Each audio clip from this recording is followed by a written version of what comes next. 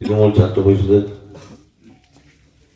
ভাইয়েরা আমার আজকে অবস্থান বিক্ষোভ করছে, তার সঙ্গে সঙ্গে আমরাও এখানে উপস্থিত হয়েছি। আপনারা জানেন গত 28 তারিখে বাংলার মুখ্যমন্ত্রী মমতা ব্যানার্জি ওইখানে দাঁড়িয়েই বলেছেন আমি বিধানসভায় আইন নিয়ে আসবো 10 দিনের মধ্যে, তাই তো? আগামী 2 তারিখ থেকে আমাদের বিধানসভা সেশন, 2 তারিখ 3 তারিখে আমরা সেই আইনকে বাস্তবায়িত করার জন্য রাজ্যপালের কাছে আমরা দেব। কারণ আমাদের বিধানসভার তরফ থেকে আমাদের কোনো বাধা থাকবে না। আমরা চাই সিবিআই যখন কেসটা নিয়েছে, সিবিআই কতদিন লাগাবে, এই কেসের বিচার কতদিনে হবে, এই নারকীয় হত্যাকাণ্ডে এই বিচারটা তো করতে হবে।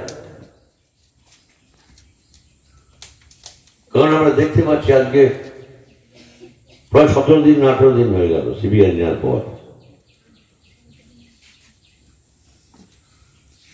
মুখ্যমন্ত্রী বলেছেন আমাকে শনিবার অব্দি টাইম দিন, শনিবার অব্দি টাইম দিলে হয়তো কিনারা হয়ে যেত, কিন্তু তারা এটাকে লিঙ্গার করছে। আমরা বুঝতে পারছি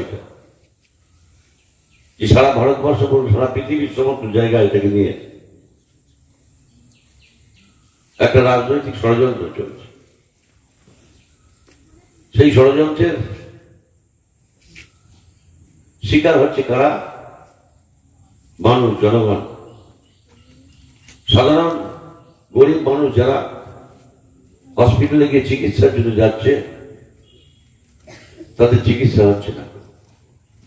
যারা বড়লোক তারা নার্সিং হোমে গিয়ে চিকিৎসা করাচ্ছে।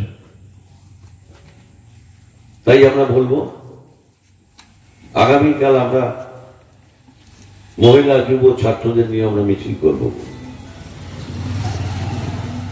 আগামী পরশু আমাদের অবস্থান বিক্ষোভ হবে, আমাদের সকাল 10টা থেকে সন্ধ্যে 6টা অবধি।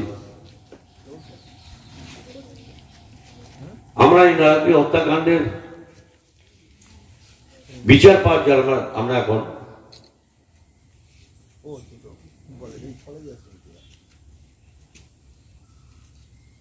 যারা যে সিবিআই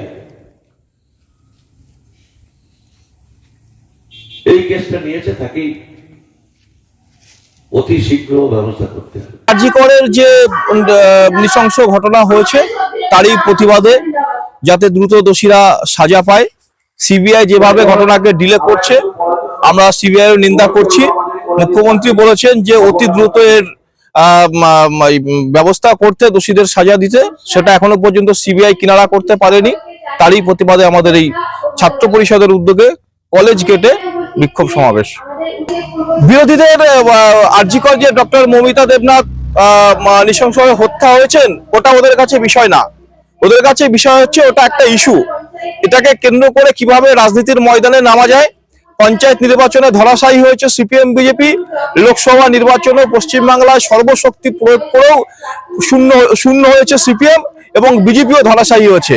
কিভাবে রাজনীতির প্ল্যাটফর্ম পাওয়া যায় এটা একটা ইস্যু নিয়ে সমগ্র বাংলায় একটা অশান্তির পরিবেশ তৈরি করছে, এটাই হচ্ছে ওদের মূল উদ্দেশ্য। আমাদের 3 ঘন্টা চলবে আজকে এই বিক্ষোভ।